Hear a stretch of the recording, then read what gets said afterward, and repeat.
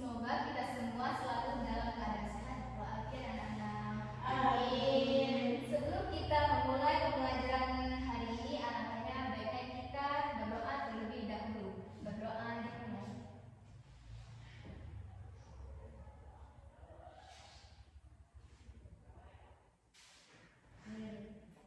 Anak-anak, sebelum memulai pelajaran, yuk semuanya pejamkan mata sejenak. Tarik nafas dalam-dalam, hembuskan.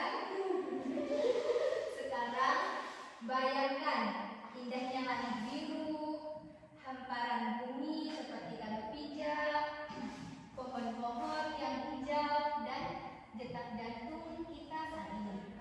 Semua itu bergerak dengan sangat rapi dan teratur. Nah, sekarang boleh buka matanya.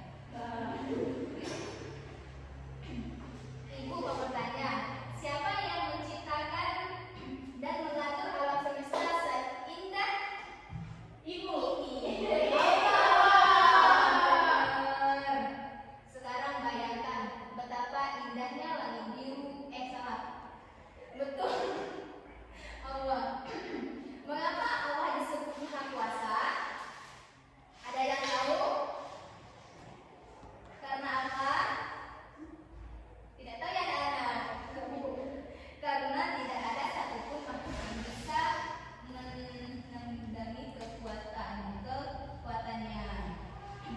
Anak-anak, hari ini kita akan belajar tentang sifat-sifat wajib Allah atau sifat-sifat Allah. Kenapa penting?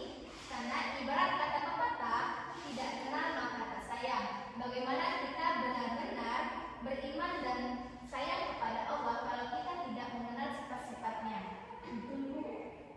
Mari kita bersama-sama mempelajari supaya iman kita makin kokoh. Lihat poster yang ibu tempelkan di papan tulis.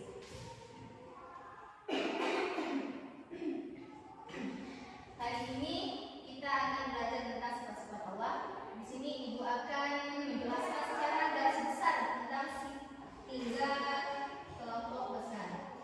Dari sifat-sifat Allah yang pertama, sifat wajib Allah, yaitu sifat yang pasti ada dan harus dimiliki oleh Allah SWT sebagai Tuhan semesta. Jumlahnya ada 20. Ada yang tahu sifat wajib Allah? Sebutkan salah satunya kalau ada yang tahu. Wujud, benar.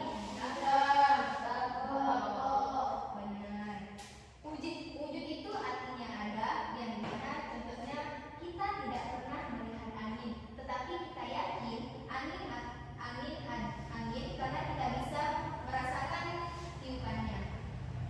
Begitu juga Allah, walaupun kita tidak melihat Allah, kita yakin Allah ada karena kita melihat ciptaannya seperti gunung, lautan, manusia, hewan, dan tumbuhan. Adapun kidam artinya terdahulu, yang dimana Allah SWT sudah ada sebelum segalanya sesuatu yang diciptakan. Allah tidak menciptakan oleh siapapun dan keberadaannya tidak memiliki awalan. Anak-anak, jadi semua yang ada di dunia ini pasti memiliki awalan atau permulaan, tetapi Allah SWT berbeda dengan makhluknya. Allah memiliki sifat kidam, yaitu terdahulu dan tidak mempunyai permulaan. Allah sudah ada sebelum seluruh alam semesta diciptakan. Sedangkan bako itu artinya kekal, yang dimana Allah tidak pernah mati atau binasa. Contohnya, manusia pasti akan meninggal, hewan juga akan mati, bangunan lama-lama rusak, tetapi Allah tetap hidup dan kekal selamanya. Adapun sifat mustahil. Sifat mustahil ini adalah kebalikan dari sifat wajib, yang dimana sifat mustahil artinya sifat yang tidak mungkin dan tidak mungkin dimiliki Allah Subhanahu wa Ta'ala. Contohnya, Adam artinya tiada, yang dimana mustahil Allah tidak ada. Kalau Allah tidak ada, tentu alam semesta tidak akan pernah tercipta. Adapun fana artinya binasa, yang dimana mustahil Allah binasa, semua makhluk akan mati, tetapi Allah akan tetap kekal. Adapun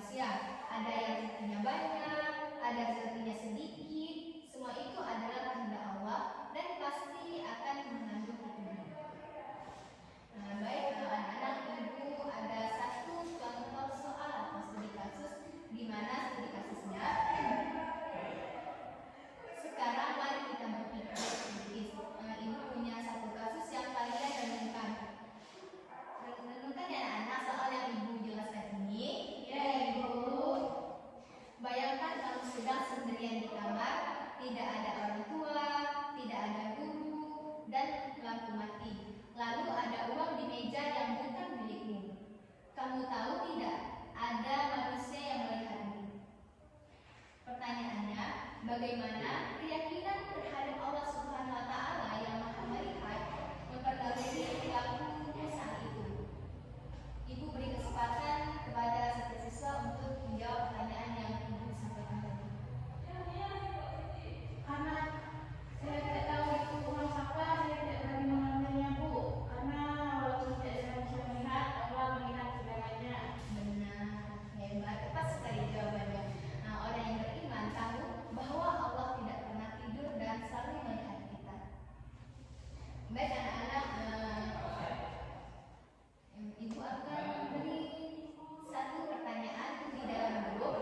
Setiap siswa mencari jawaban, Ibu kasih 2 menit. Setelah itu presentasi di depan kelas. Silakan dicari anak-anak.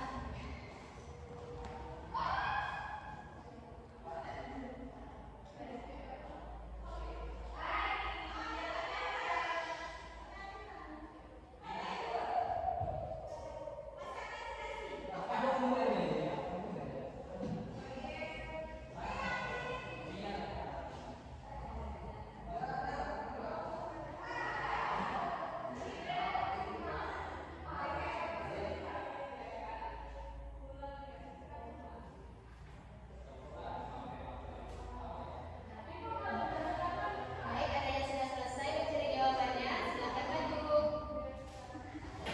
Baik, pada silakan.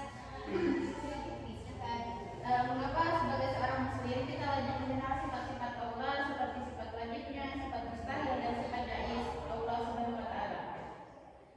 Kan kita seorang muslim, kita wajib mengetahui sifat-sifat Allah karena sifat-sifat tersebut merupakan dasar keimanan kepada Allah. Dengan mengenal sifat wajib, kita meyakini kesempurnaan Allah, dan dengan memahami sifat mustahil, kita mengetahui bahwa Allah tidak memiliki kekurangan sedikit pun. Sedangkan sifat jaiz menandakan bahwa Allah berkehendak melakukan segala sesuatu sesuai dengan kehendaknya. Baik, terima kasih, Bu Fitri. Baik, ada yang maju, silakan. Anda.